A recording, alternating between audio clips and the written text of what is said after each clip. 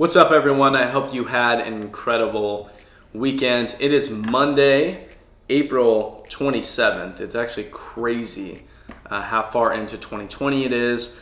Although a lot will say 2020 has been a nightmare thus far, business-wise and even personally, 2020 has been awesome. Now officially 21 years old, so it's I feel very old. So today we're going to cover some consumer behaviors and changes that happen in the market. The first is going to be COVID-19 and how that's going to affect Gen Z and then even the next generation beyond that, alphas, the alpha generation.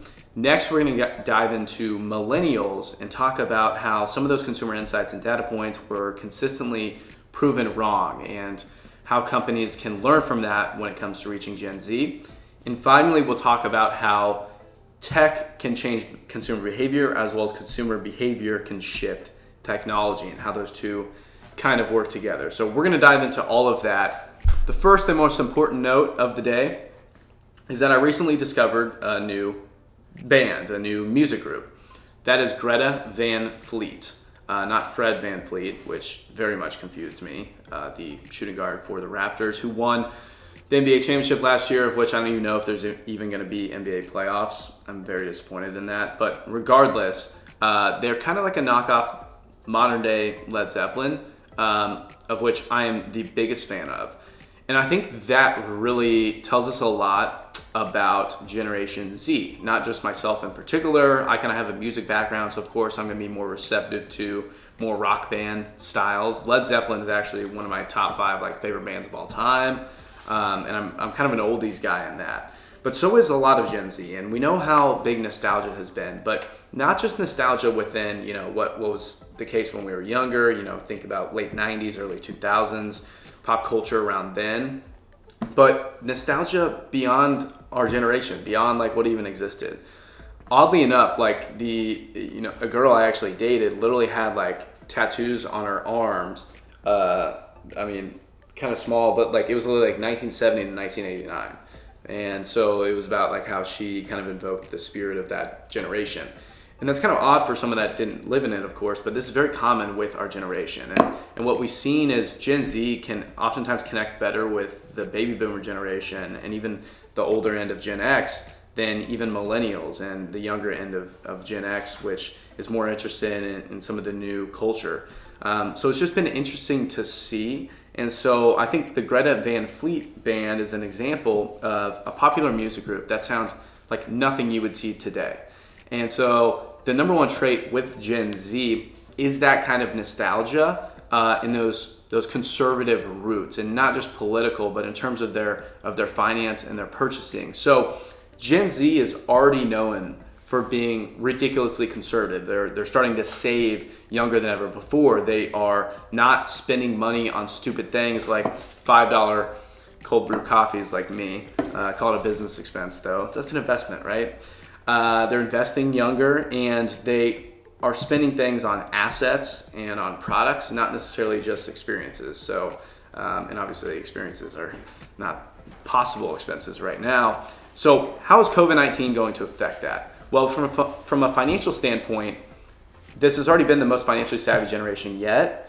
I only see that doubling down, because now what we're going to see is millennials and parents of Gen Z have problems financially. And Gen Z, who was already scared of this because of what happened when they were in, third grade during the 08-09 recession, that's just going to amplify. Now, in terms of purchasing, this is going to be an interesting one. What I think it's going to do is Gen Z, a lot of data and insights reports talk about how Gen Z often actually, prefer some of those retail experiences. And I've actually been bullish on that thought. I've pretty much called bullshit on that consistently time and time again, not because I don't think they enjoy it, but the way that's framed up, of which we'll cover in a second with millennials, but the way that question is framed up in the data and insights there doesn't make a whole lot of sense. It's like asking you, hey, would you rather buy something online or be able to see it in person and go through and actually have an experience with it that isn't digital? Well, obviously I'd rather do it in person. That's not the right question. The question is, what are they actually going to do? And all of our insights and data tell us that they're going to actually make more online purchasing, and they don't prefer retail. It's just that they enjoy that experience more. So that question's framed up wrong. That creates a misrepresentation. So now I think notions like that are going to be cut short, because now we're going to truly see the impact of that. And we're going to see consumer behavior shift with technology at an accelerated rate, thanks to the current environment with COVID-19. Now, finally, altruism. Now, we've seen this with Gen Z, their persistence to drive change, to make changes, and most importantly, to pair the worldly impact and betterment of humanity over their own personal ambition. Now, with this pandemic at a global scale, I only think that's going to amplify, but I think that it's going to shift away from some of your more common altruistic, thoughts that have to do with the environment, within veganism, within a lot of these movements, mental health, like a lot of those things that are big at a large scale. And I think it's going to take a more structured, organized business approach, because what's happening right now is, we think about the vaccine timeline, we think about a lot of these things in science, and to Gen Z, just to let you guys in on this, we're thinking, you can expedite from 5 years to from 5 years to 12 to 18 months for a potential vaccine. And look, I'm not a scientist at all. I'm just telling you what Gen Z is thinking. What we're thinking is, well, why the hell does it take that long?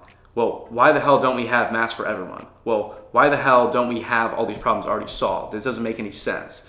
And so for us, we are not okay with a half-assed approach to solutions. And whatever side of the political spectrum you're on, whether we've done a great job or whether we've done a shitty job, or likely somewhere in between is kind of the way I see it. Regardless, why can't we improve it? Why didn't everything shut down immediately? Why weren't we able to track and test a quarantine instantly? Why weren't we able to do those things? Why was the WHO wrong about this in February? Gen Z is consistently going to ask why, and most importantly, we're not going to take your bullshit answer. We are not going to say, okay, yeah, it's always going to exist that way. No, what we're here to do is to innovate, to disrupt. And so if you say 12 to 18 months for a vaccine is the only timeline possible, we're going to say bullshit. We can get that, we can make that happen in 12 to 18 days, and here's how we're going to do it in the future. So I think in terms of altruism, it's going to further amplify that, accelerate it, and make it more structured and business oriented, because Gen Z's, I see it as this: if we're a basketball team on the court and we have all the generations and it's a tie ball game, Gen Z's no longer passing that rock off to millennials and to Gen X. What we're saying is, God damn it, give me the fucking ball, get out of my way, let me go take this. And so we're taking the last shot, and I think that's the shift that we're gonna see. Now, next is the generation that, if we were to take if we're seeing who's gonna take the last shot at the end, is the one that's gonna talk about how they wanna take the last shot and then not do it. And that is millennials. Now look, I don't mean to throw a lot of shade on millennials. It's just from both a brand and agency and a consumer perspective, it's not been the best generation.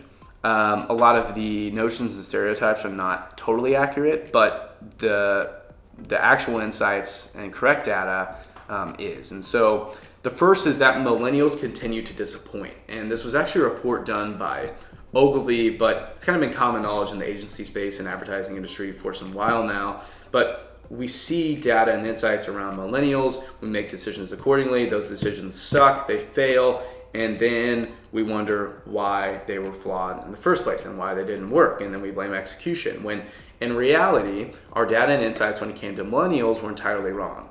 Oftentimes what we see with millennials is they are altruistic, they do care about those things, but they don't actually back it with their consumer habits and purchasing. And there's no disputing that fact. Then we see the same thing when it comes to their finance. They talk about how they want to save better and they want to do all these things, but then we come out with actual reports that say 74% of millennials don't have savings beyond the next month. They're still living paycheck to paycheck.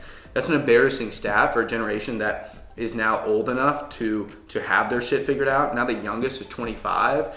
If you're a 25-year-old, you should have that on lock. You should have that in order. So what is the ultimate solution to this? Well, we need to stop looking at data and we need to look at insights instead. And we need to do so by framing up our questioning much better. We can't go with these open-ended questions that are totally ambiguous and have no actual meaning. Hey, do you prefer this or this? Well, this, and here's why. Well, that's not the right answer. It's like asking me, hey, do you like Skittles or Twix? Which do you prefer?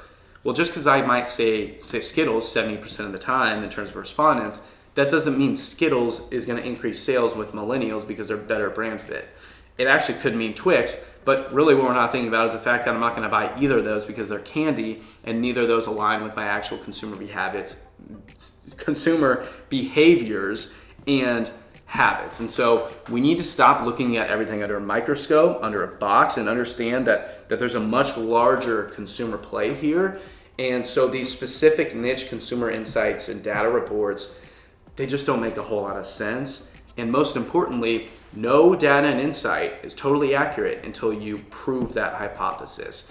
Even if the data and insights come back with X is not correct until you test what that is. And so something we do at TrndsttrsMedia, we have a very large kind of strategy and insights department. We're always pumping out the newest insights regarding Gen Z, but you'll probably notice we don't publish those publicly very often. We don't talk about it, we don't make assumptions, and we keep it kind of low key. Well, that's because as an agency, about 80% of our work is the actual execution of those insights, of those strategies.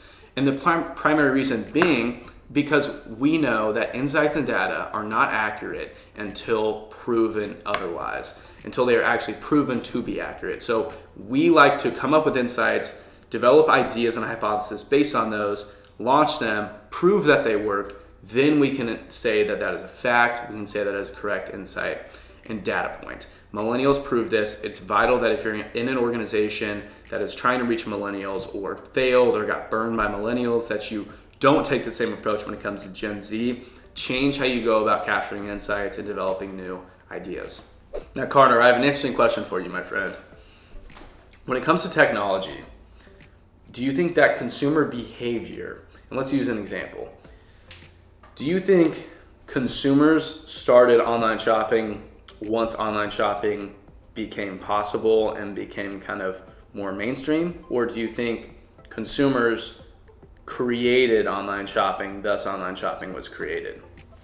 Well, I mean, it's supply and demand, right? So correct. No one's going to create anything if no one's going to use it. So there's going to be a need for it before someone creates it. Good fucking point. There needs to be a reason for it. That makes a lot of sense. So what I'm referring right now, and I don't know the actual terminology, but I call it the consumer technology cycle.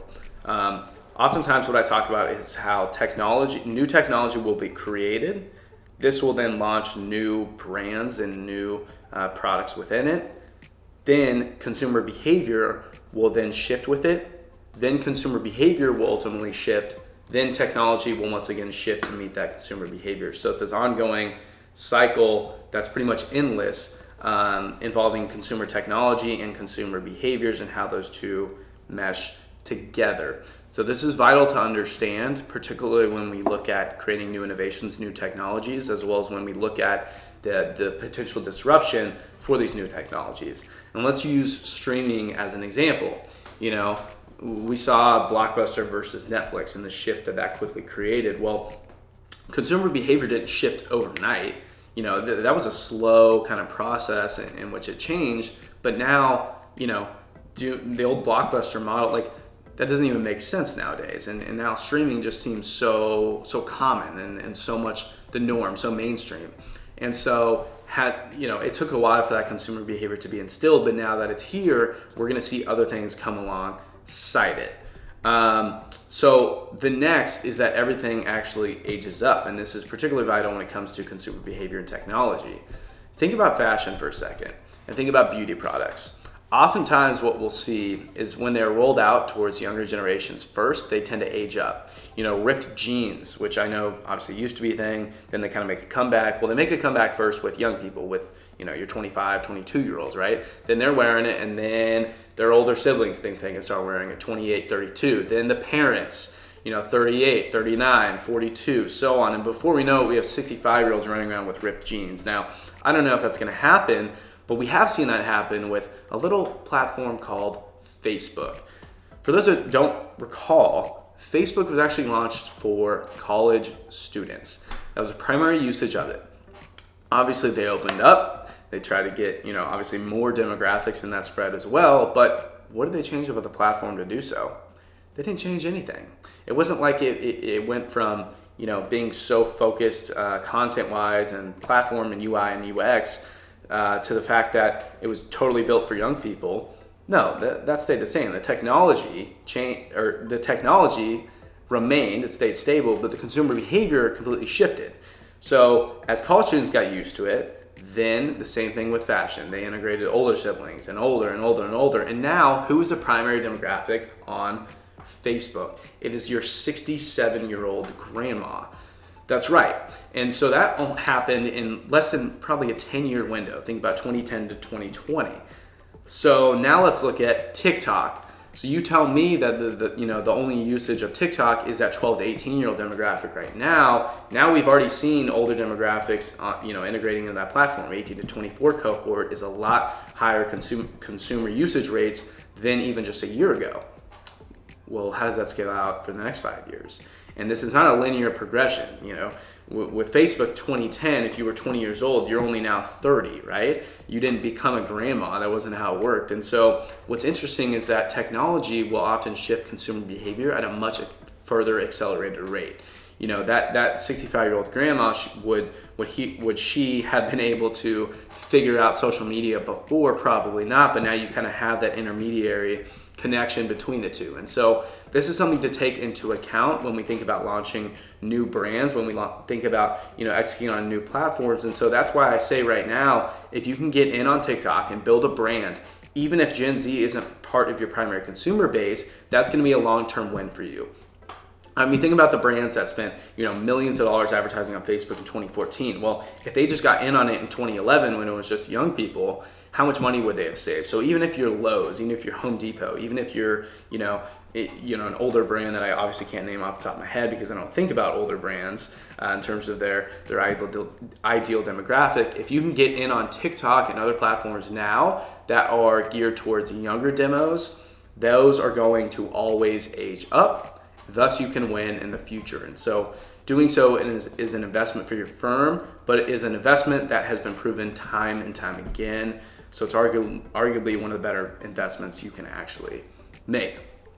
So to close today's discussion, the first topic we talked about was how COVID-19 will change Generation Z forever. The second was that millennials suck. They have proven that data alone is not the answer. We actually need insights and ideas to prove those. And finally, consumer behavior is a two-way street with technology that are always intertwined, mixing and evolving each other. Thanks for tuning in, and I hope to see you next time.